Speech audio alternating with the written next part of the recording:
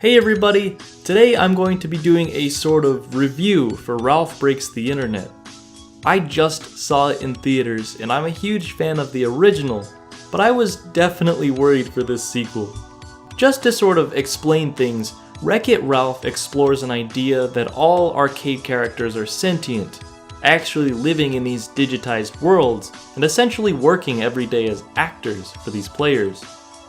Growing tired, having spent 3 decades of his life being a villain, Ralph journeys to the other cabinets to see if he can prove himself as a good guy. It's a fun idea, and the story centers around his friendship with a girl outcasted because she's glitched. That movie took setting entirely in the arcade. Game Central Station is the power strip all cabinets are plugged into.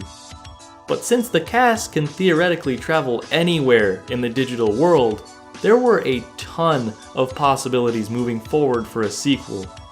Would they cover consoles? Online? The writing team decided on the latter, but it was a little concerning when it looked like they had dropped the whole game part. So could this possibly be a worthy successor, or does it just cash in and only make jokes relevant to 2018?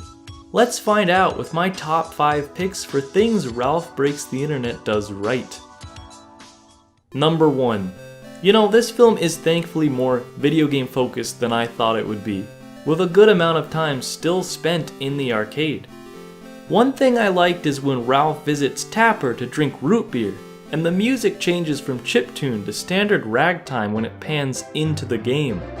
That's a fantastic way to both link the medium and show the disconnect between our real world and theirs. Even long after Ralph and Vanellope upload themselves to find a part for her broken game though, there's plenty of times the duo's roots are alluded to. In one scene, Ralph has to be woken up by a frog's kiss, and he immediately assumes it's Frogger. To me, that's such a small touch, but it makes a ton of sense for the character, and it's much appreciated. Of course, this film has the advantage of exploring modern games too. User avatars in the online slaughter race move exactly like lowly animated MMO characters. It's pretty great. Number 2. Ralph Breaks the Internet tries and actually succeeds to be more timeless than you'd think possible. The trailers made it seem like the whole movie will just spout memes that'll be easily outdated by the time it gets a home release, but that isn't the case.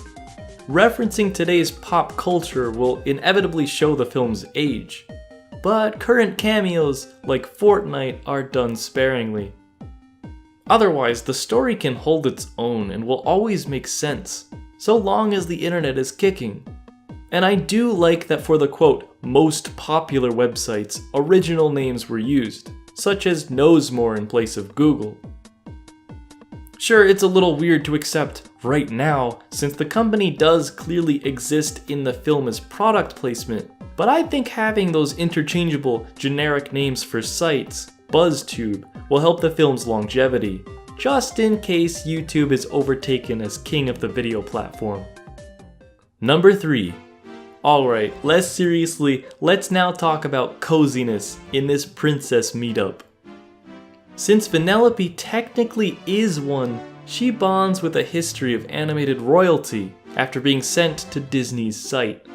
And after seeing that sweater, they all try to match her casual wear by getting comfy.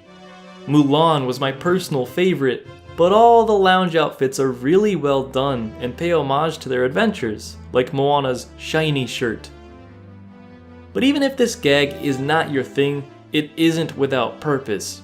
The encounter contributes to the plot by furthering Vanellope's development. Number 4. If not evidenced by that last entry, I have to say the humor in Ralph 2 does not disappoint, whether it's blatant in dialogue or hidden in the background. There's plenty of adult jokes here. Sonic the Hedgehog explaining the concept of the internet is hilarious, and hearing murmurs of social security numbers in the dark web is priceless. The end credits are some of the best I've seen as well. 2 scenes worth waiting for, and even the text crawl is funny. It's full of mock apps like clearing your search history and Sherlock fanfiction, safe search off. Number 5.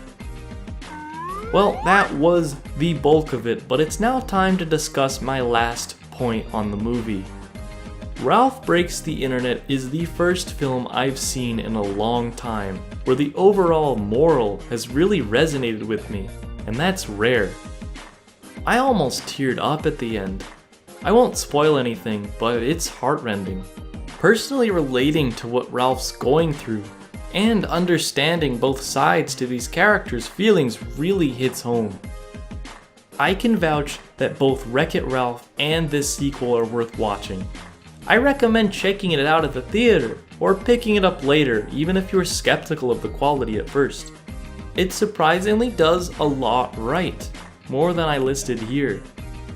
Are there any positives you'd like to talk about? Maybe some negatives. It's definitely not a perfect movie, so I'd love to discuss it in the comments. But be sure to let me know, and with that, I'll see you next time.